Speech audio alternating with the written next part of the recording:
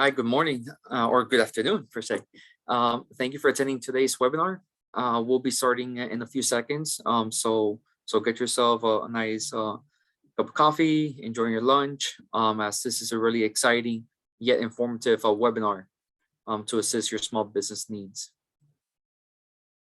Also, you'll be receiving a poll as it will assist us to get to know more about you, your business needs, and like that we'll be able to in the future we'll be able to have additional trainings, opportunities for to assist your business growth as well. In addition, the webinar will be recorded and will be uploaded on the YouTube page, and which will be able to provide you the link in the chat option as well. And also at the end of the webinar, you'll be receiving the presentation as well to use as a feedback for a particular slide if you want to go over the information once again. In addition, if you have any questions, concerns, don't hesitate, put in the Q&A option as throughout the presentation, and we'll be able to go ahead and moderate your respective questions. So thank you again for attending today's webinar. My name is Jesus Padilla from the Florida SBDC at FIU. Thank you for attending once again at today's webinar. A brief description of the Florida SBDC at FIU. We assist small business owners that are looking to grow throughout the community in Miami-Dade, Monroe County. If your business is located outside the Miami-Dade, Monroe County, by all means, in the chat option, I will give you my email address, and I'll be more than happy to connect you with your local SBDC center. All of our services is no cost and confidential to you, as we have 28 business consultants at your disposal to assist your small business needs. If you're looking to start your business, this is a great webinar and a great consultant to assist you on that matter. If you're looking for marketing, government contracting, access to capital, we're your local SBDC resource partner that can assist you on that areas as well. And there is over 1,300 centers across the entire country. So by all means, there is one SBDC center that will be able to assist your business. In addition, in the chat option, by all means, I strongly encourage you to network. If you have a business, by all means, put your business information. And by all means, some challenges that you might be experiencing, some ideas, so that we'll be able to make it more informative and engaging as well in today's webinar. So without further ado, allow me to introduce you to Adriana Madininan. She is one of our business consultants, and she'll be presenting today's webinar. Thank you. Thank you, Jesus.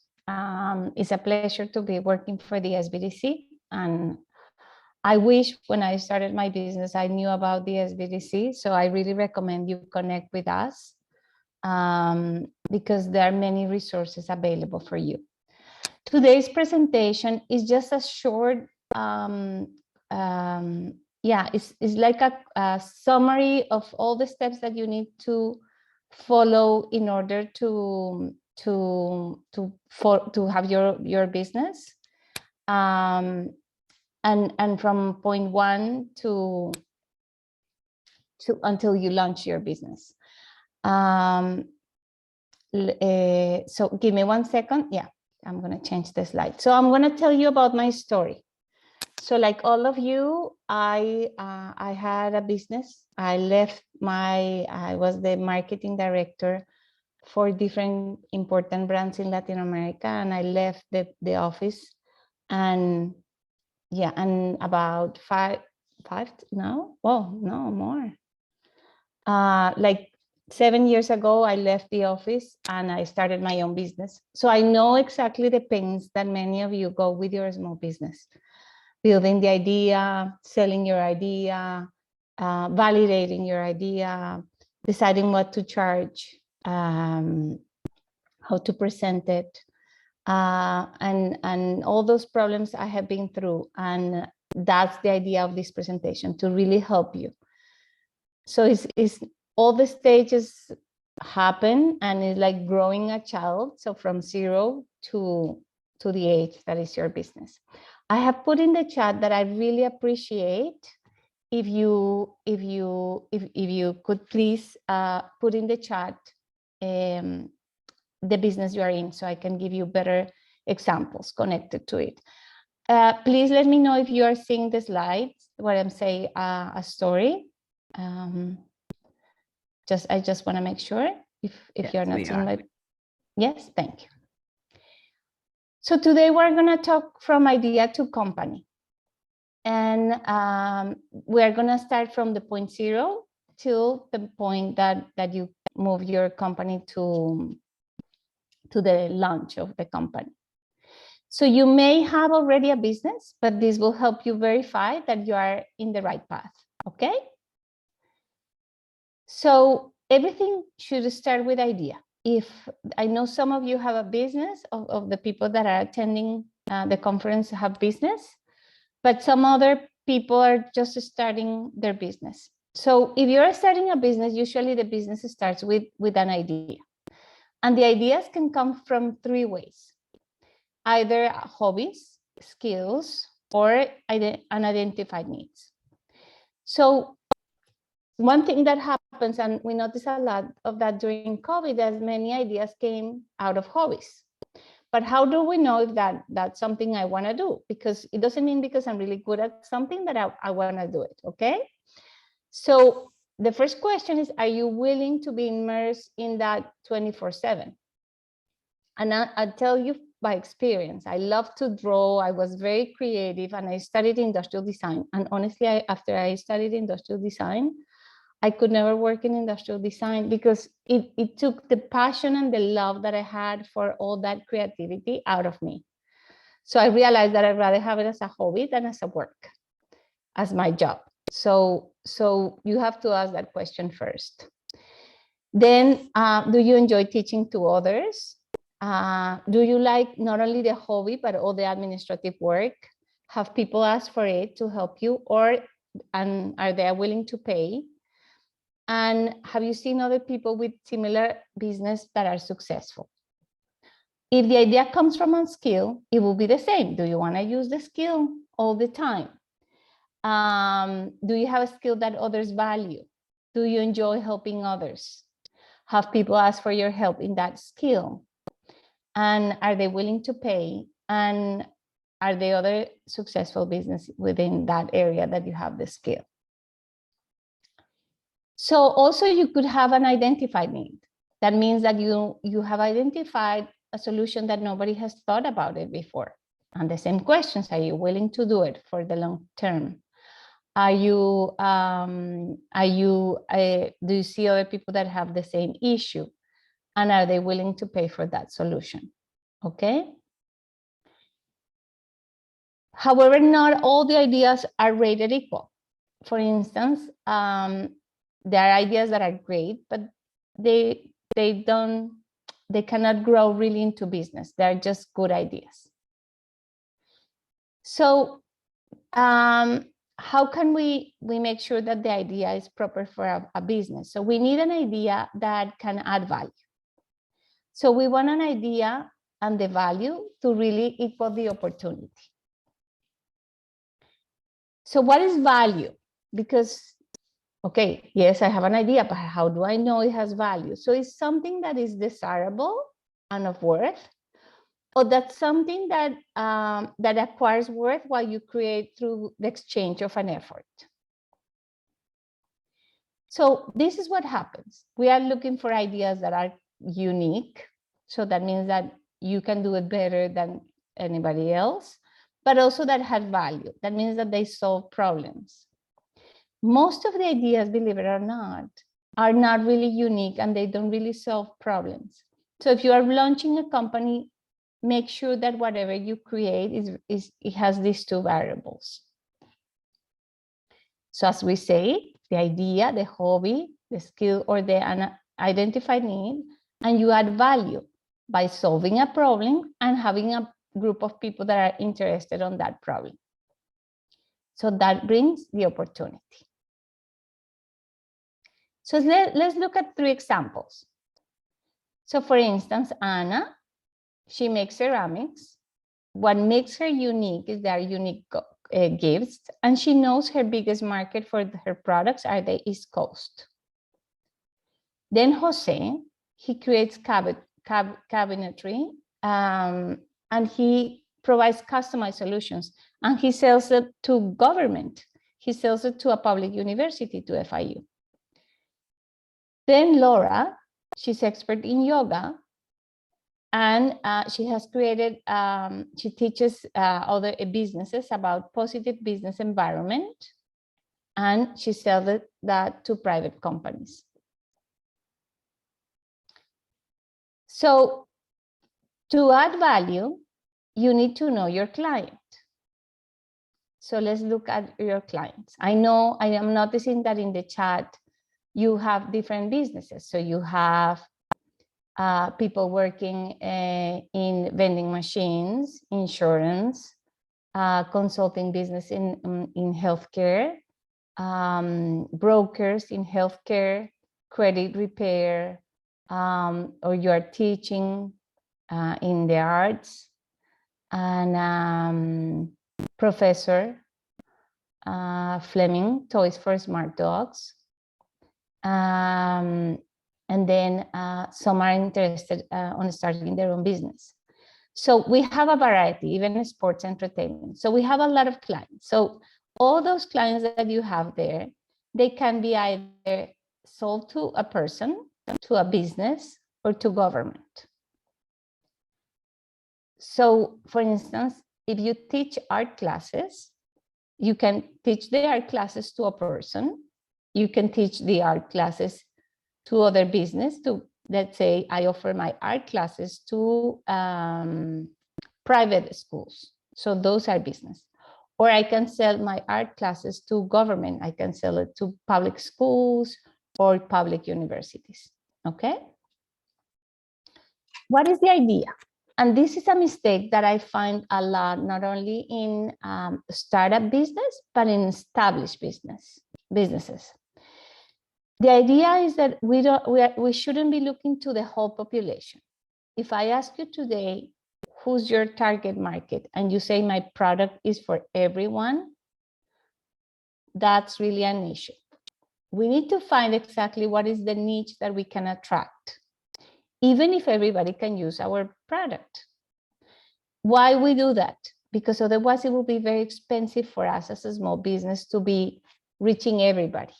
We need to know who are the people or the businesses or the government agencies more likely out there to buy our products and services. So we really direct all our efforts. So as we said before, Anna in ceramics, she sells to consumers. Jose, his cabinetry, he sells it to government, and Laura, the yoga for business. For businesses. So let's see. Let me see if I can, I'm not sure if I can see you here. No, I cannot. How many, just put in the chat, how many of you sell to consumer? Just put yes, yes, yes, yes. So I want to see more or less how many people I have in the group that are selling to consumers. Okay, Marjorie, Tracy, good, Elizabeth. Okay, Kelly's, Linda. Okay, Noreen. Okay, so I see many of you sell directly to businesses, and some, okay, James, we can talk about your case later, the business to consumer. Okay. Perfect. So many of you sell directly to clients. So it's very important that you do your analysis exactly how and where are those clients.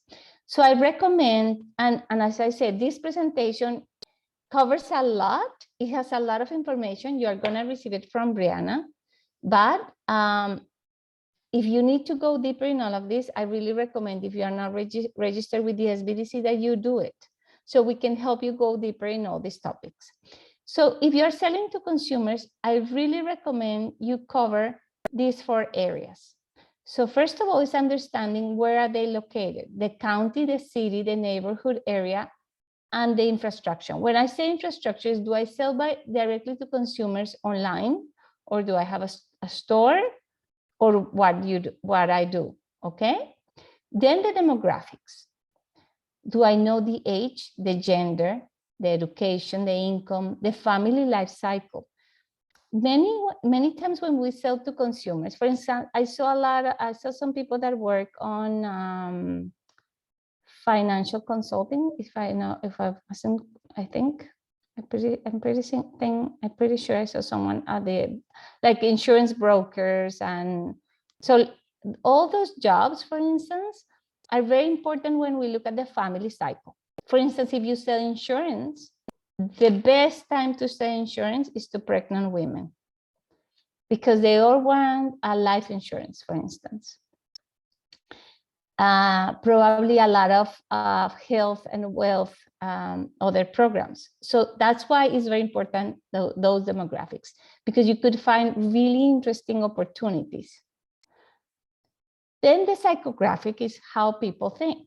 So you want to think, what is their lifestyle? So are they active the weekends? Do they go outdoors? What activities do they do? For instance, the lady that teaches the painting classes. So where can you find people that like to paint, those interests? What do they believe? So the credit report, maybe they are in a stage that they want to open a business. So even if you talk to the credit report directly to people, what are the interests? Probably, definitely, maybe they even had a child, or they're growing a family, or they're getting married, and they want to clean the credit report. So what activities do they do? Are they young? Are they older? So where do you find them? And then the behavior, what is a typical day? You want to know what is a typical day so you can find them. What are they doing in the morning, in the midday, or in the afternoon? What is the right time to talk to them? What are the hopes they have? So I can talk about their hopes, their dreams, their risk level, how often they will use my product or service, okay? So now that we have discussed about business to consumers, tell me how many of you are selling to government of the ones that are here? Do I have anybody selling to public schools or FIU or a public university? Okay, some of you would like, that's good.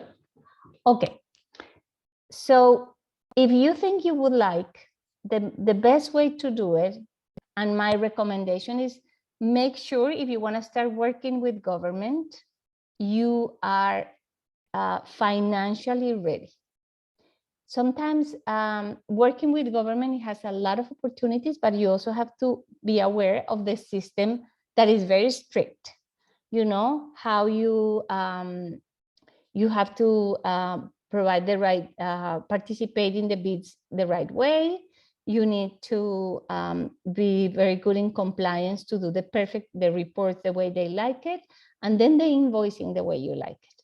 Because if you don't do the first part right, there is a lower chance to get selected. And if you don't do the invoicing and the administrative part right, there is a high chance it would be so delayed to get paid. So you have to be very organized, okay? And make sure you have enough budget that if you cannot get the check immediately, then you can survive. So I recommend that if you want to, for those that you don't know, at the SBDC, we also have consultants that are specialized in government contracting. So if you already have a business that is working and this is an idea, let us know and we can help you. But this is the first step. Also, you need to select your client. So you need to understand to which agency and institution you wanna talk, because it's different to sell to schools, to sell to the FDOT or to the cities. So you need to know the agency or institution. What are the annual budgets? How much they spend? Do they have programs? Do they have program for women-owned business, for minorities? That's something you need to know. Who do you know? The profiles, the connection, the preferences. And if you don't have connections, we can help you. How to learn how to do it. Who are the decision makers? Which are the people that I need to talk? Do you need a specific certification? Do I need to be a small business enterprise? or a disadvantaged enterprise, or a women-owned business certified. So that's very important. And then the competitors. Why I have the competitors here is because once you start, the best way to get into government contracting is to study the people that have won those bids before. So those are public records. So it's very important that you check why they win, how big are these companies, how did they do it, how was the proposal, what was the pricing. So the more you study the competitors, the better chance you have to sell to government, okay? Okay, so how many of you sell to business? Please put in the chat so I know how many.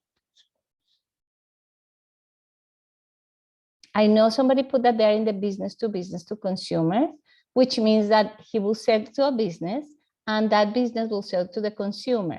But he's very, very clear that he needs to be aware not only the people that buys, but also the people that the second target, the consumer. Okay, so some of you do it and some of you have it as a second target. Okay. Okay, so okay. So it's okay to have business to consumer, business to business. Some people have business to consumer, business to business, business to government, or business to business, business to government, okay? So when you sell to business, also you need to understand in what industry are your clients, the trends, the growth of that type of clients, that industry. So how is the industry? So for instance, I don't know if you have heard, but one of the jobs that is closer to disappear with artificial intelligence faster are cashiers.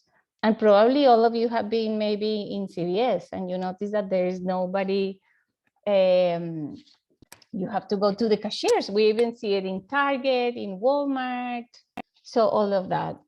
So if you are in the cashier's business, you probably need to rethink your business. Not either to pivot or do something of that kind. So it's very important to review your market.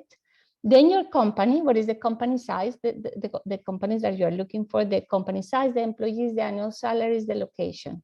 If you have the connections with those companies, where can you contact them? Especially now after COVID, some of them want to be contacted online. The preferences and the biases.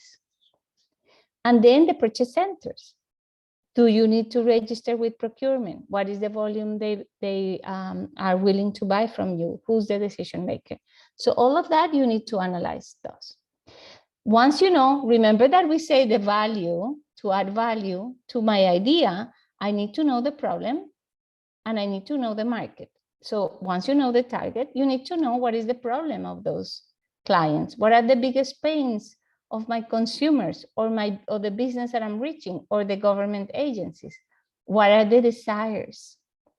So remember, everything in life you move because it's a pain, is something that it pains you, or you have a fear, or you have a desire, something that you really wish, or it could be really a plus to have.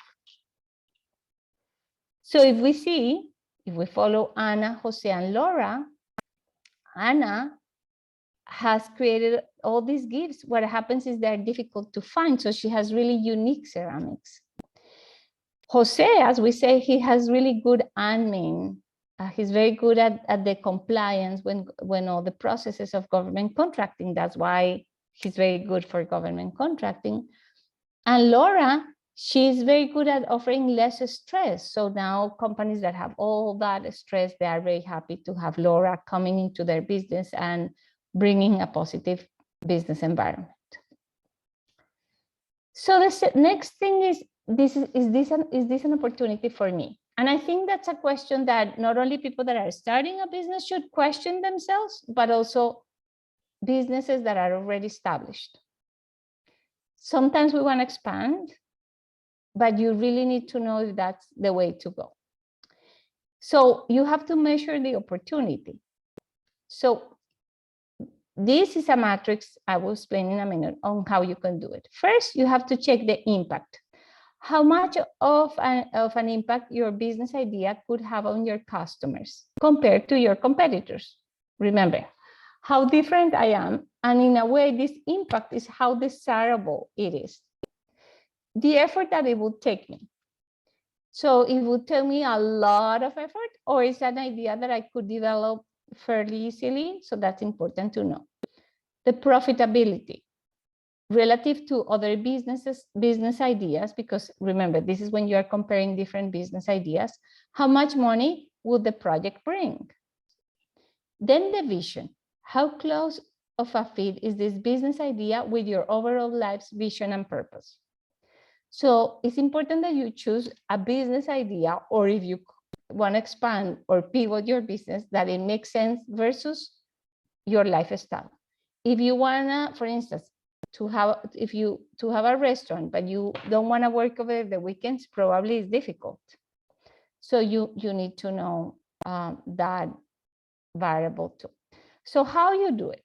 You put all the ideas in a column, and then you look at the variables. Remember, all of you will receive this presentation, the video, so you can always go back. So all will be scored from 1 to 5. Be careful when you write the effort. It should be the opposite. So here is for instance, the least impact is 1, the least profit is 1, the least aligned with my vision is 1. But effort, we will put the less effort, we'll give it a 5, or the most effort, we will give it a 1. So then once you have weighted all these ideas, then you can see the one that is more aligned with your business and your needs, and where you have a higher chance to, okay? I'm gonna stop here. Are there questions? Do you have questions? Do you have doubts? Please, if you have questions, you can add it to the chat. At this moment, there's no questions, Adriana. Okay. So now that you have identified, you have an idea, you have checked the value, the clients. Remember, we have to explore the value. We know the problem. Now we need to know the market, because we say value equals, so the idea plus the value, and the market is what is really the opportunity. So the market, we really need to understand, and this is an exercise that I give to many of the clients, and sometimes they don't do it, but it's very important, especially now. If you don't, I'm not sure if you know, but we're crossing something called the 4th industrial revolution.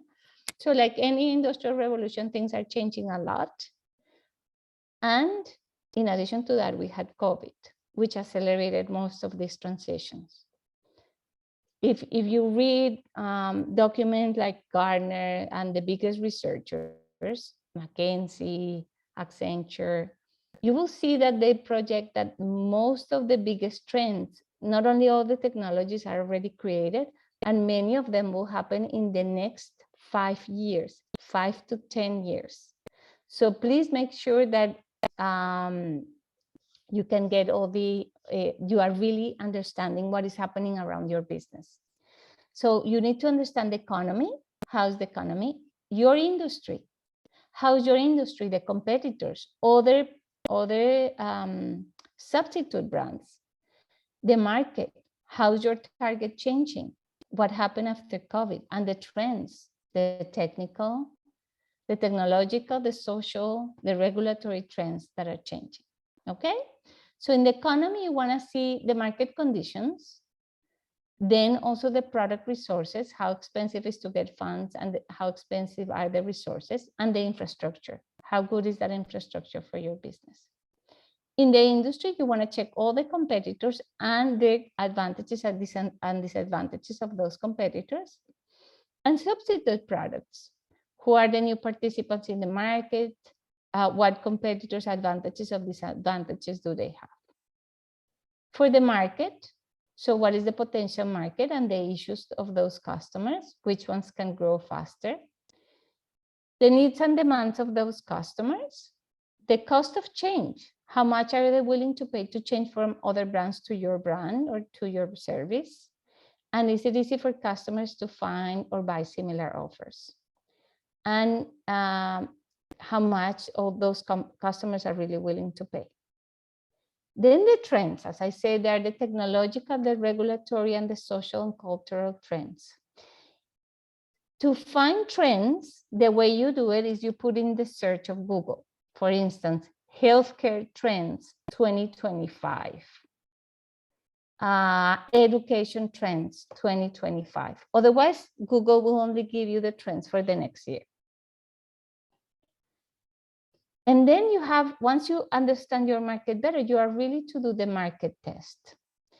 So that's what is really brings you the value. So not only you're solving a problem and a need, but also you have a big enough market. So make sure your market is big enough. Focus on the obvious, the pain or desire. Have a clear solution. Make sure your solution is different and better. Describe the profile of the persona. That's what we did when we talk about business to consumer, business to business, and business to government. So who's the person you are talking to, or the business you're talking to, or the agency you're talking to? And create an outline on how much you want to pitch for the idea, and test the idea with your market. So to really find the numbers of your market, I'm going to put in the chat some ways to do market research. And I'm going to include also a podcast that if you don't look at it, if you're starting a business, I recommend. That is how I built this. So all that information, I just have I have placed it in the chat. Okay. So how much then? Okay. Yes, I have my idea. I found that I have a good market segment. They have a problem. I can solve the problem, and I have a good market for it. So how much can I charge for my product and service? So the price, and this is a graph that I really like. It's called the point of reference. So remember, we said before that either people want to gain or they have a pain. So let's say, if I always give this example, if I go right now and I stop in Walmart and I buy a bottle of water, or a Walgreens, let's say Walgreens, they say, you know, is $1.25 for a bottle of water. Okay, that's within my range of correct price. But if I go to the airport and I ask for a bottle of water and they say, yes, the bottle of water is $5, pretty sure I immediately will say, okay, so how much is the coffee, or how much are the sodas? Because I think it's out of my point of reference. So when you sell something, even if you add a lot of benefits, that's the outcome. So this is the outcome, and the vertical is the value. Even if you add a lot of benefits, it doesn't mean you can pay much. You are going to charge much more. So even if you offer to bring the sun and the moon to the client, it doesn't mean you can charge more.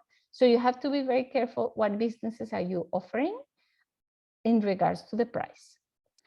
Also, you have to be very careful, because if you don't comply with what you offer in your product and service, then you see that the pain is like a bigger square. The saying is something like pains loom longer and deeper than gains. If you go to a restaurant and you get sick, there is a high chance you will never come back to the restaurant, and you will tell at least 4 people, don't go to that restaurant.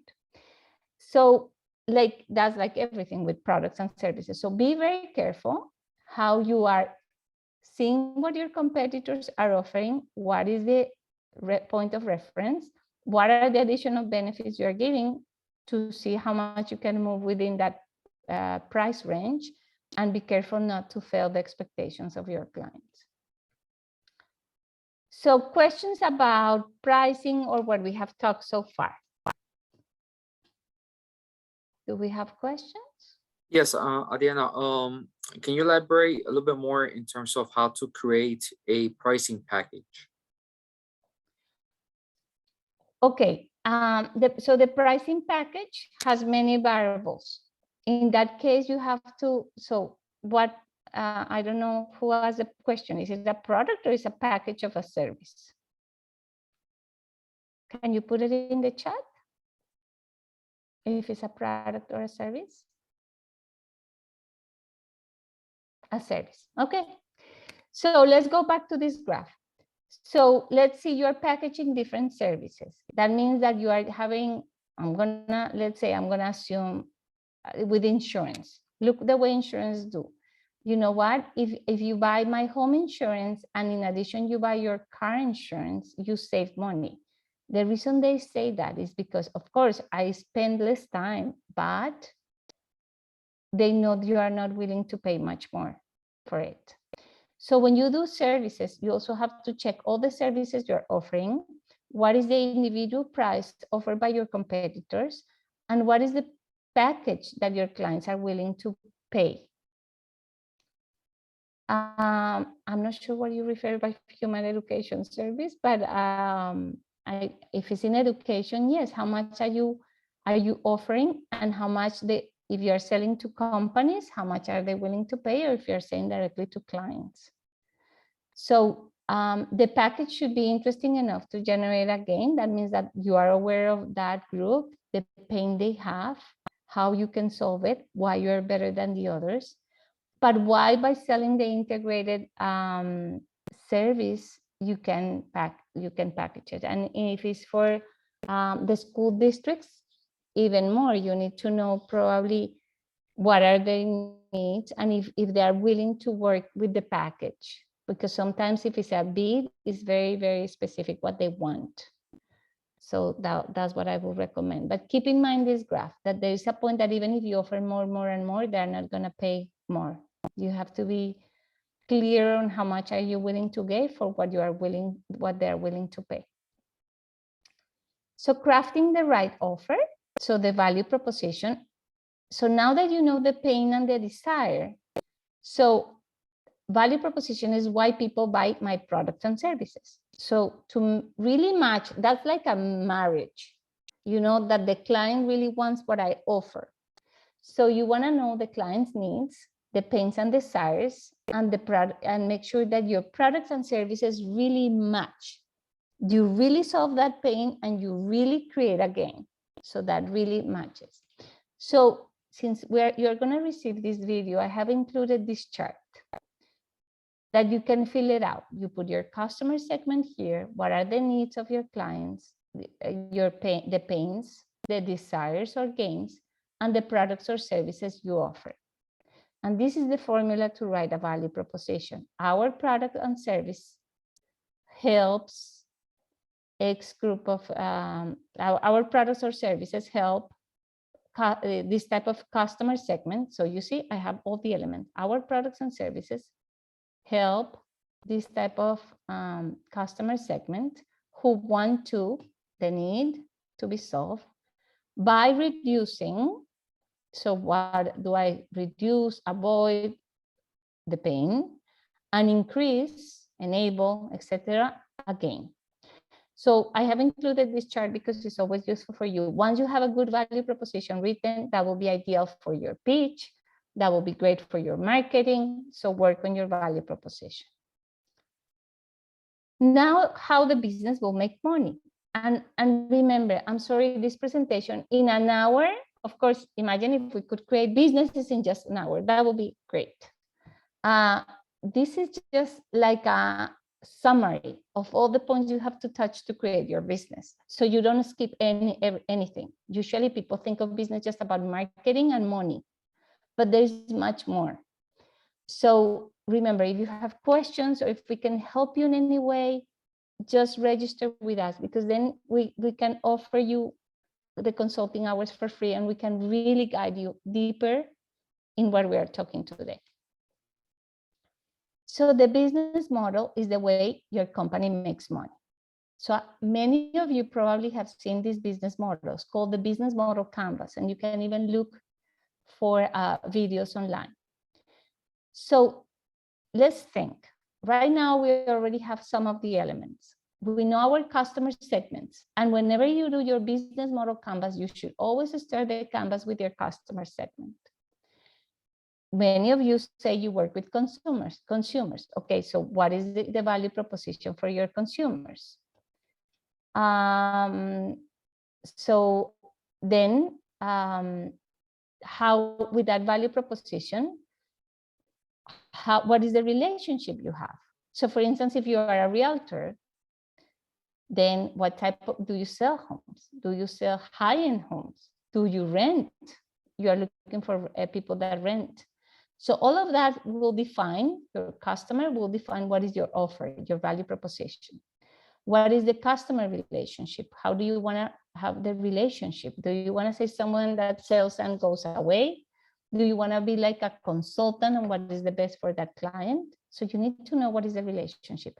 And then what are the channels? How do I connect with those channels?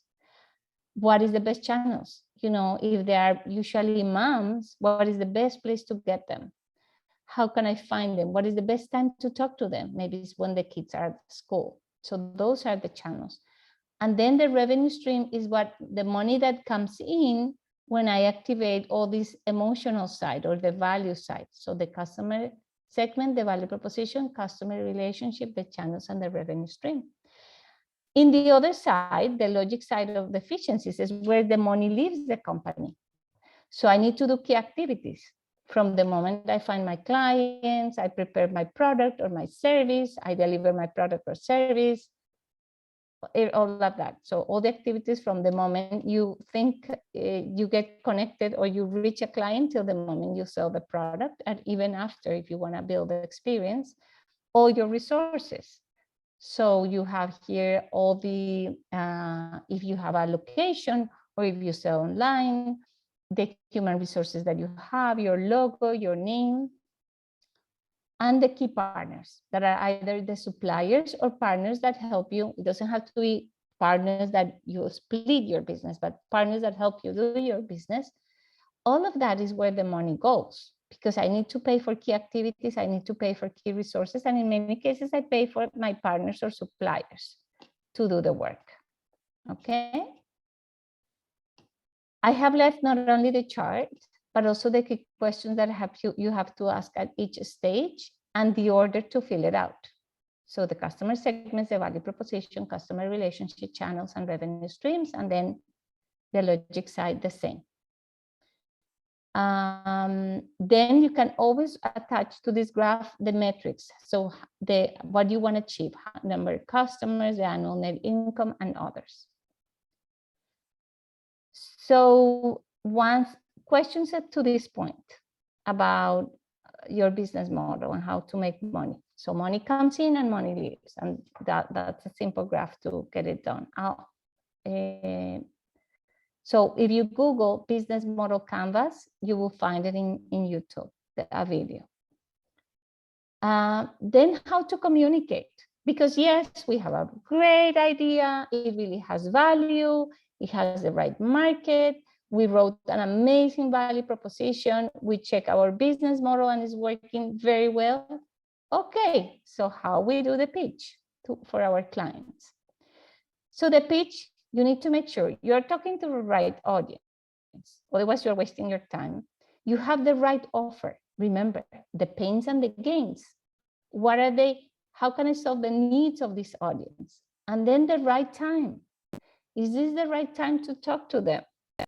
Is this the right time of the day, or the right time of the month, or the right time of the year?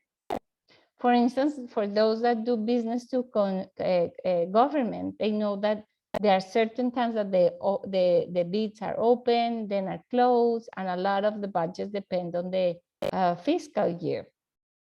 So the same with businesses or with consumers. When is that they want to hear about your product and service? For instance, that's why if you see now on TV, there is one diet or exercise ad after the other, because they all know that on December 31st, we all promise the same, to lose some pounds and be more fit. So they really take advantage of that.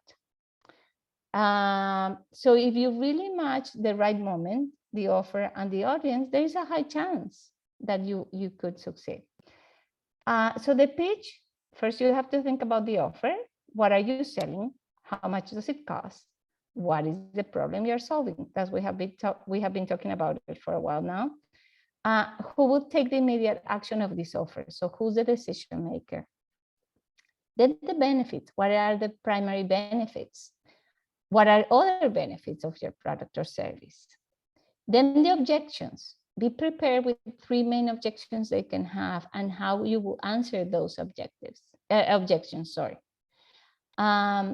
be very clear why someone should buy this now, because that could be really a question.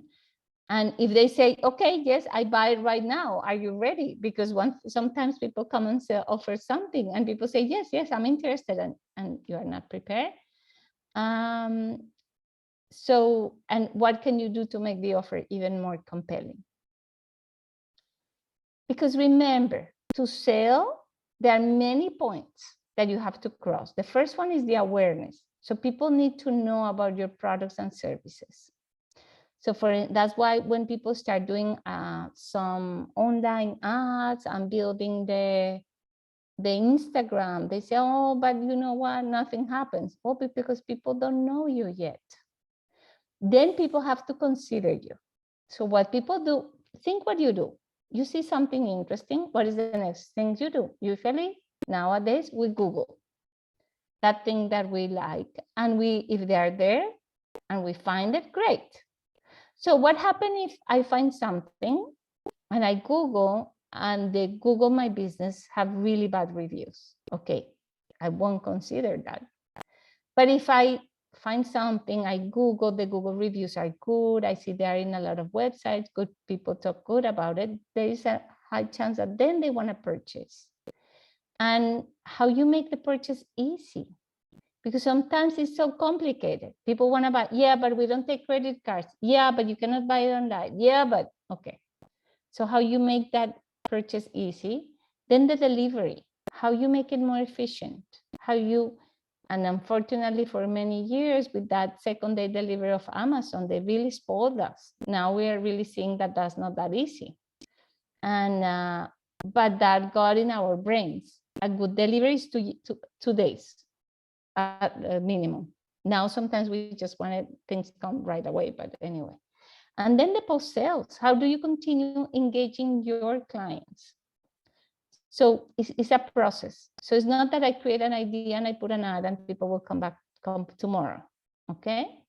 You need to work on it. You need to build this process. So then there is no longer a dream. For those that have seen this presentation, I really recommend you make an action plan. It's difficult to be an entrepreneur. The challenge is to become accountable of your own self.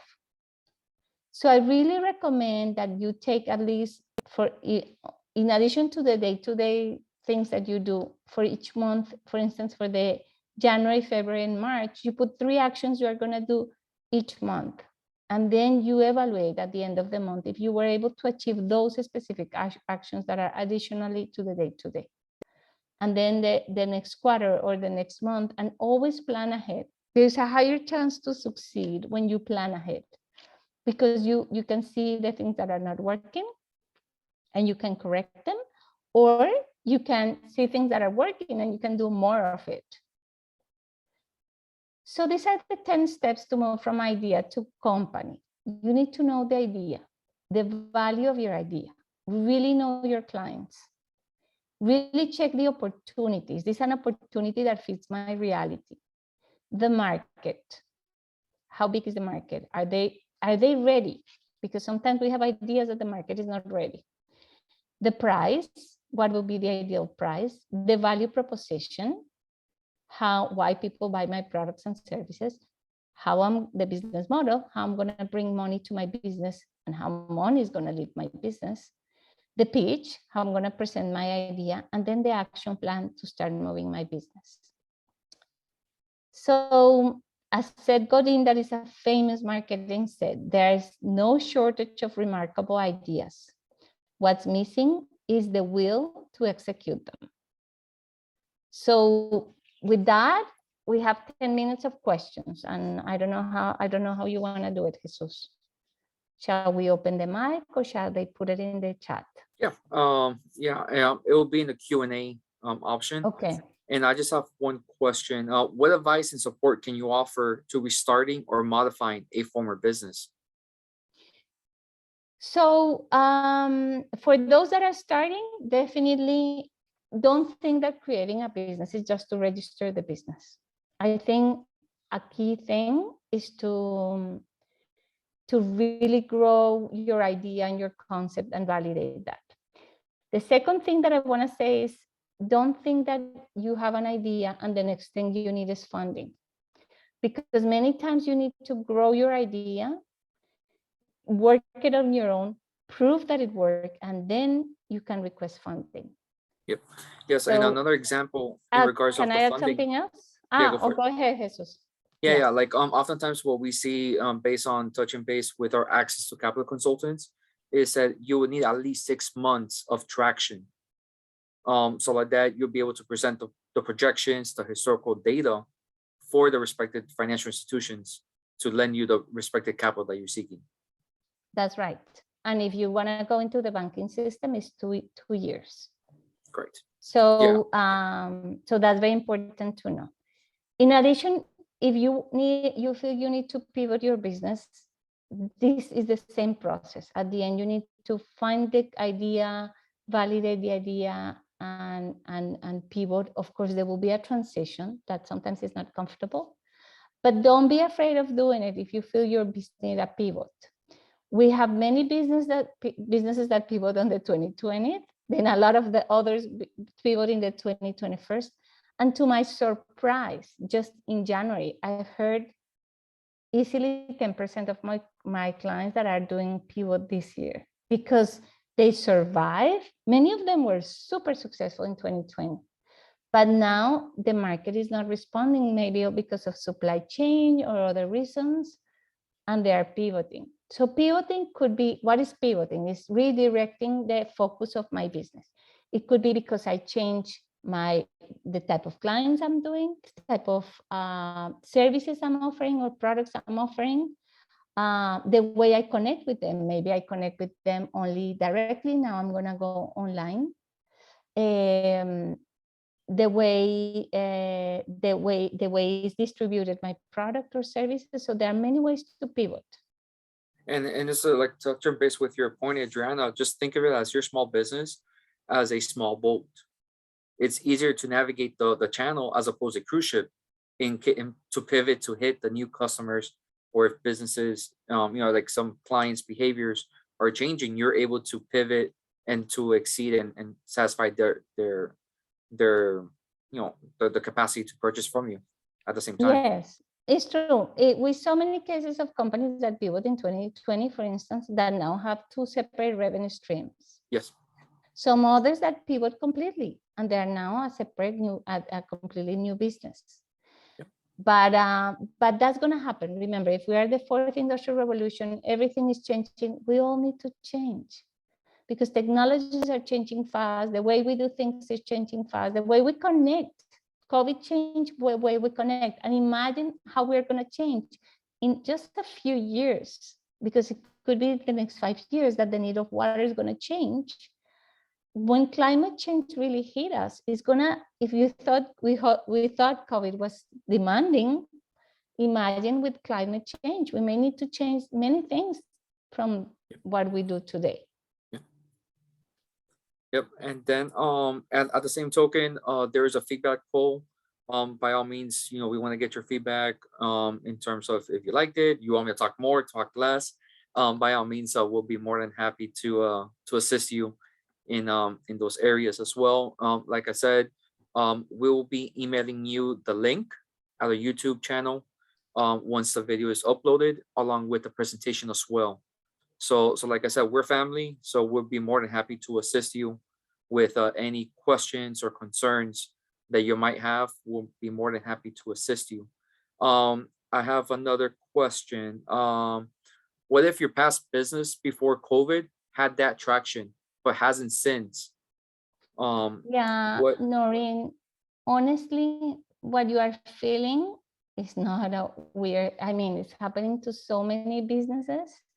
That's why I'm saying that many of them are pivoting. Because remember, it's interesting, but with COVID, we have the same clients, but our clients behave different. Just think that you are the same person, but there are many things that you have answered different, that you are doing different now. So that happens. So maybe they lost connection with you, or there are many reasons. If we can help you in any way, please let us know. But explore the option to do the exercises. Just start from the beginning, analyze your business environment, and then your target again, and do the whole process. Probably you'll find things in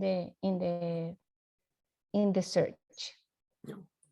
And then in terms of, because one of the questions is like for startups, where to find capital and funding. A good opportunity is a CDFI, which is a community development financial institution. They'll be able to assist you to give you a small micro loan.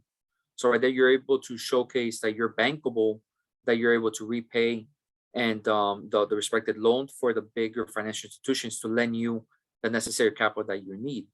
In addition, this is a good opportunity for you to hit your 5 C's. What's your character like? What's the capacity to incur the debt, and so forth. So this is a good opportunity to meet with your access to capital consultant to assist and to see which is the best plan of attack. It's either bootstrapping, or you have to do upfront costs, or a CDFI or microloans that will be able to assist you for funding for that business venture. But you have to have some traction at first to get those funds. And then I have another question, Adriana. This is for you. What's the life cycle of startups?